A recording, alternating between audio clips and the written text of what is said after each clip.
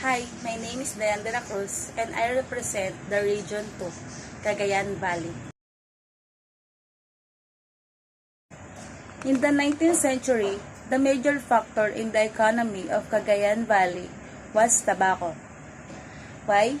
Because they have a special economic zone and port has been created to strengthen their provincial economy.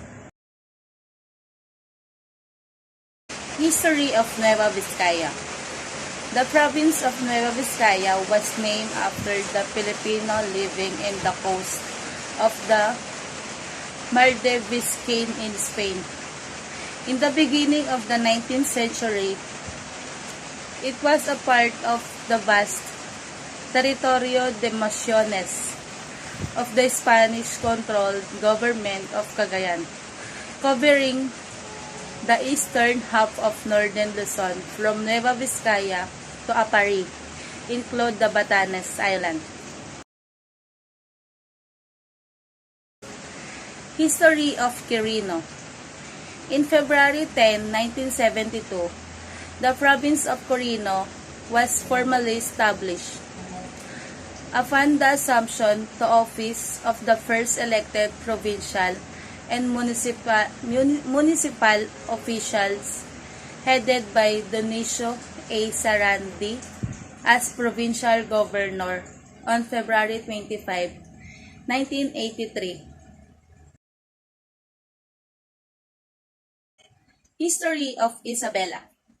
The province was carved by royal decree from the province of Cagayan and Nueva Vizcaya on May 1, 1856. It was named after Queen Isabella II of the Spain, Palanan. Isabela became a historical place when General Emilio Aguinaldo was captured by the American force led by General Funston on March 23, 1901. Aguinaldo din yung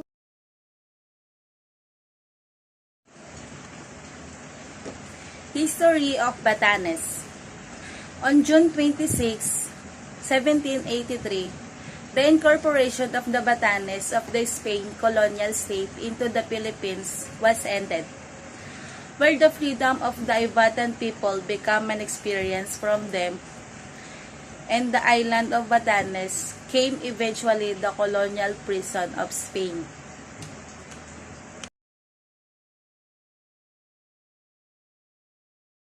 The geography of Region 2. The province is bounded by the Pacific Ocean on the east. On the south is Isabela Province. On the west is the Cordillera Mountain. And on the north by the Balintang Channel and the Babuyan Group of Islands. 2 kilometers from the northeastern tip of the island of Palawi, and a few kilometers to the west is Fuga Island. The Babuyan Group of Island, which include Cagayan, Dalupiri, Camiguin, and Babuyan Claro, is about 60 nautical miles north of the Luzon mainland. The province comprises an aggregate land area of 9,002.70 square meter, which constitute 3% of the total land area of the country, making it the second largest province in the region.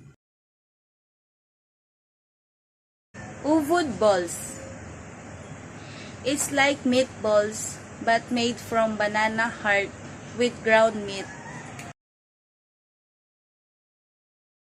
Lumot soup. It's a soup made from seaweed, which they say is very common to each Ivatan's diet. Pawa. A sticky rice delicacy made with peanut and sugar filling. Lunis.